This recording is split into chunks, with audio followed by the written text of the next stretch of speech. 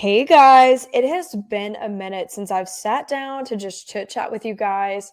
For those who are new here, my name is Casey Gibson. I have been a part of pageantry for 19 years, just retiring from my last national title. So let's talk a little bit about how to find the best pageant for you. Today, we're talking about step one. Determine what type of pageant you're actually interested in participating in.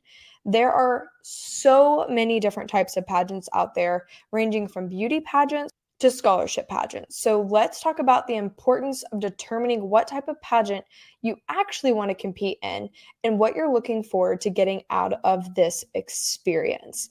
Pageantry is truly a journey. If anyone can tell you, I can tell you it is a journey. I started competing when I was just 5 years old, but I joined for the purpose of being able to get on stage and not be afraid to, be in front of an audience or talk to judges in an interview room. And that has opened so many doors for me, as well as getting scholarship money. When it comes to your typical beauty pageant, we're talking possibly an interview, definitely that on stage evening gown, sometimes a casual wear where you're wearing something that you would wear, to a nice interview or even on a fun summer beach day, not a swimsuit, but sort of like a fun dinner outfit as your casual wear, or even a fun fashion, which is something more glitzy, more rhinestoney, maybe a back skirt, maybe a flare arm or some feathers, adding something really fun to it being your basic beauty pageant where they're judging you on your appearance, how you hold yourself on stage, your smile, your hair, those typical types of things. And then going into the scholarship side of pageantry, that comes with some money that can go to help you with your scholastics, or if you're trying to go to medical school, this is a great way to get money for you. I have profited off a lot going to college and doing pageantry. I was able to put about 5 grand towards college my first semester. So that was something that I would have never expected to get out of pageantry, but here we are. Let's talk a little bit about what is so important and the differences between those. As you heard, the small description I just gave of deciding what a beauty pageant is and what a scholarship pageant is. There are big hitter systems out there. You have Miss America, Miss USA, USA National Miss, Ideal Miss. There's so many different systems out there that range from local to state to even national and international levels. So you have to decide where you're going to start, and that kind of helps you decide what pageant that you should try to enter into next. If you're looking at the local level, definitely search up, local pageants in my area, whether you be in, Nevada, Alaska, South Carolina, North Carolina, Kentucky. Search up local pageants. Also, there are so many Facebook groups out there for pageantry. I know there's one that's Pageants of the Carolinas. Definitely check out Facebook groups. Be careful. Facebook can be deceiving, as well as all internet and social media outlets.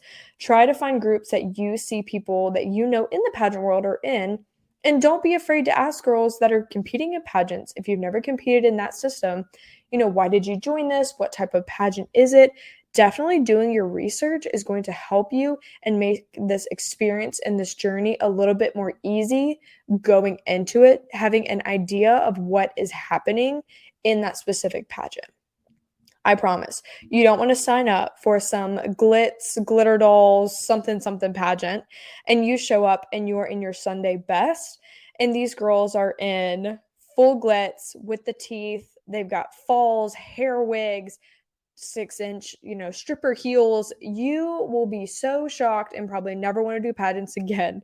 So I'm here to help you avoid all of that. With this series that I have, it's my mini series of Crowning Moment, just talking about how to find the pageant for you.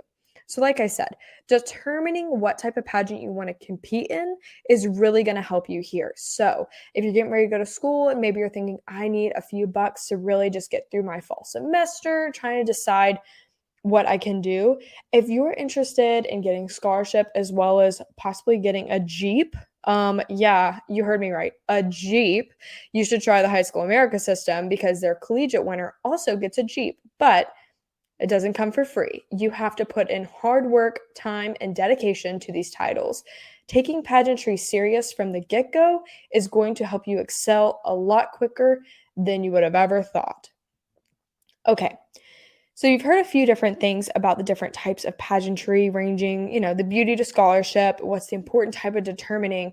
Now you really have to ask yourself, what is drawing me into pageantry? Am I just seeing it on social media? Do I know a girl? Have I seen what it's done for other people, opening doors? Maybe you're thinking, I just want to try a new hobby. Well, pageantry, I like to call it, is a luxury sport. You heard me right, luxury sport. Sometimes it can be very expensive. Let's go ahead and just rip that band-aid off. You got to pay for entry fees, possibly a scholarship fee, your modeling coaches, your interview coaches, your hair and makeup coaches, or stylists. These are different things that you may not think about when joining pageantry, but I'm going to give it to you straight up, unfiltered. It's expensive. Let's not joke. Moms, I know that are listening to this are giggling right now because they're like, yes, Casey, it is expensive. So let's talk about a few things that you can do to help yourself getting into pageantry so it doesn't seem as daunting. Go ahead and make a Excel spreadsheet. I am a tech gal. That is my real 9 to 5, doing everything technology. I love a good Google sheet, Excel spreadsheet, whatever you got sheet. Write it down on a piece of paper, make a notebook, whatever makes you happy, get you a new journal it in, and write down everything that you need to do to get started for the specific pageant you figured out that you want to do. So if you need to pay a $100, deposit to be in the pageant, or a $50 scholarship fee, now you have to think, where am I going to get this money? Do I have the money? Yes or no? If the answer is yes, cool. You do your thing, girl. Split it up however you got to do it. Pay for it. Get your thing done. If you do not have the money, I'm a queen that loves to ball on a budget, so I get resourceful. I call grandmas, I call aunties and uncles and moms and dads and cousins, and I get really, hey guys, I'm cashing in my birthday wish. I'm cashing in my Christmas wish. Hey, I need a Valentine's gift this year. It's my pageant fee. So get creative with how you get into your pageant. I'd rather be straight up honest with you and tell you it ain't cheap, but it also doesn't mean it's not possible. Nothing is impossible. You just have to get crafty. Next thing, I'm talking about all of your outfits that you have to getting into a pageant. If you need an interview, or if you need a fun fashion or a casual wear or an evening gown or heels or earrings, there are cheap options out there that still look expensive. My last pageant, I was wearing mostly Shein. Not gonna lie. And I spent maybe $25 on certain outfits, $10 for the heels. Like, there are ways to get creative. One of my friends, Emily Dover, she's right now doing an Amazon, buy it on a ball and on a budget kind of pageant outfit. Definitely check out her stuff about how she does it on Amazon. It's super easy, as well as I love to buy items and add rhinestones. It just zhuzhes everything up. For a cheap budget, I can buy $9 rhinestones and a $15 dress from Marshalls. Boom, add some back skirt, it's a fun fashion. So there are many ways that you can get around this. And there are so many resale pages on Facebook. There's the Queenly app, there's Poshmark, there's Curtsy. There are ways that you can get around the system without having to break the bank. So hopefully that helps you a little bit on deciding if and what pageant you want to get into, and kind of how to get around those big ticket items.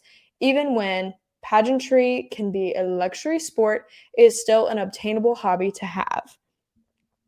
Now, getting into what the rest of this mini series looks like, we're going to talk about researching different pageants, deciding your strengths and weaknesses, reviewing pageant requirements, and possibly even talking about interest meetings and even practice. The dreaded words most pageant girls hate, but practice makes perfection. You heard me right. Practice makes perfection. And as my lovely Maria, the pageant gal, always says, you are the queen of your own castle, so you decide who gets into your castle, and that means what pageants come into your kingdom. Remember, pageantry is always a fun and exciting journey, but don't let it be the end of your world. As a girl who's been competing for 19 years, I promise you, it is so rewarding, and there's so many things you get out of pageantry never would have ever expected. But thank you guys for joining in on our first series of the mini-series Crowning Moment podcast, How to Find the Pageant for You. Bye, guys.